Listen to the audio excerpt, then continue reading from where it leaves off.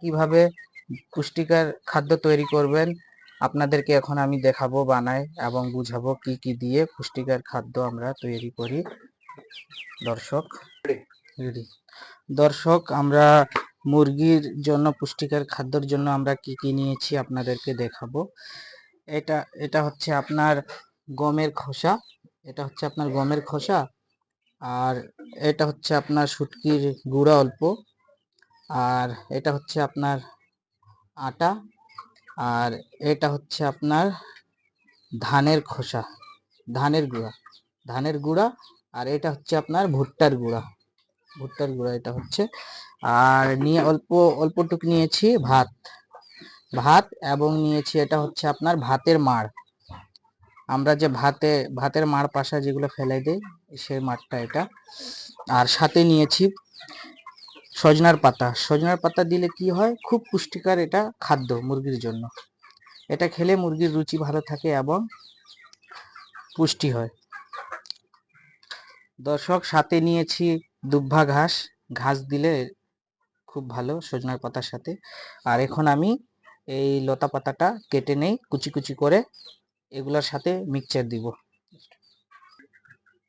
দর্শক এখন কুচি কুচি করে আমরা কেটে নিব, এগুলো কুচি কুচি করে কেটে নিয়ে এগুলো মাখবো। কুচি কুচি কেটলে কি হয়, খাবারটা মিক্স করতে সুবিধা হয়। সজনার পাতাটা এখন আমরা ভাতের সাথে সুন্দর করে মিক্সচার করে দিব।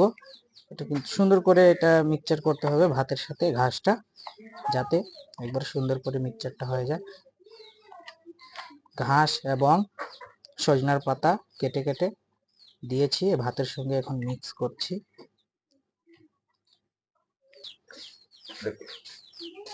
আর এটা হচ্ছে আপনার আটা, এটা আপনার ভাতের মাড়ের সাথে এটা মিক্স করব। এটা মিক্স করে সুন্দর করে মিক্স করে একবারে, যাতে একবারে গাঢ় গাঢ় হয়ে যায়।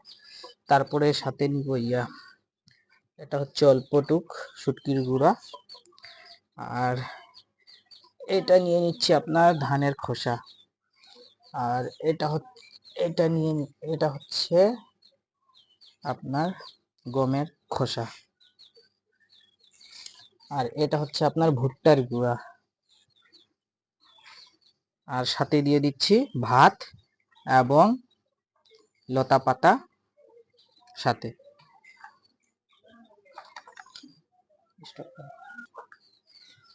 সাথে নিয়ে নিচ্ছি অল্প পরিমাণ লবণ।